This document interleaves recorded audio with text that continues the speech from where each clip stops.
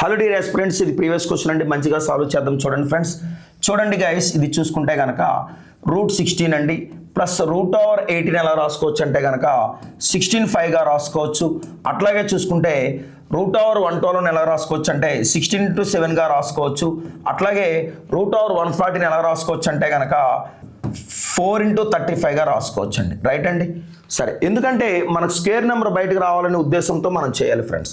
Right, ఇలా చూస్తే కనుక 16 + 16లో నుంచి ఏది బయటకు వస్తుందంటే మనకి 4 బయటకు వస్తుందండి, √5 అండి. అట్లాగే ఈ 16లో నుంచి కూడా మనకి ఏమొస్తుందంటే కనుక 4 బయటకు వస్తుందండి, 4√7 అండి. చూడండి ఫ్రెండ్స్, ఈ 4లో నుంచి బయటకు ఏమొస్తుందంటే 2 బయటకు వస్తుందండి. డియర్ ఆస్పిరెంట్స్, ఇక్కడ గమనించండి, ఇక్కడ √5 ఇక్కడ √7 ఉండడం అనేది గమనించాము. √5 × √7గా రాసుకుంటామండి. రైట్ అండి. సో చూసుకుంటే కనుక దీన్ని మనం ఎలా రాసుకుంటామంటే ఈ టర్మ్ని 2 × 2√5గా రాసుకుంటామండి. అట్లాగే 4√7 ఎలా రాసుకుంటామంటే 2 × 2√7గా రాసుకుంటామండి. అట్లాగే 2√5 × √7గా రాసుకుంటామండి. డియర్ ఆస్పిరెంట్స్, గమనించండి, ఇక్కడ ఇది 2AB 2BC 2CA ఫార్ములాలో ఉంది కాబట్టి మనకు లోటైన టర్మ్ ఏంటంటే A + B + C హోల్² అనేది మనకు లోటైనటువంటి టర్మ్ అండి. బహుశా అది ఇది అవ్వచ్చేమో అని మనం ట్రై చేద్దామండి.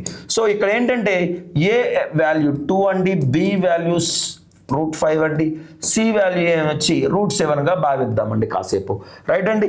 ఎట్లా చూసుకుంటే కనుక చూడండి ఫ్రెండ్స్, 2 + √5 + √7 హోల్² అనేది మనం ట్రై చేద్దామండి. రైట్ అండి. A + B + C హోల్² ఫార్ములా మీకు తెలుసు. A² + B² + 2AB + C² + 2AB + 2BC + 2CA. So దీనికి క్యాన్సిలేషన్ అయితే కనుక ఫైనల్గా మనకు వచ్చే టర్మ్ ఏంటంటే 2 + √5 + √7 అండి. ఎందుకంటే కనుక చూడండి ఫ్రెండ్స్, 2² 4, అలాగే √5² 5. సో 4 5 9 9 7 16. √7కి స్క్వేర్ ఎంత అయిందండి? 7 అండి. సో ఓవరాల్గా మనకు వచ్చింది 16 సరిపోయింది. కాబట్టి ఇక్కడ చూసుకునేటువంటి టర్మ్ ఏంటంటే ఆప్షన్ 3 అండి. రైట్ అండి.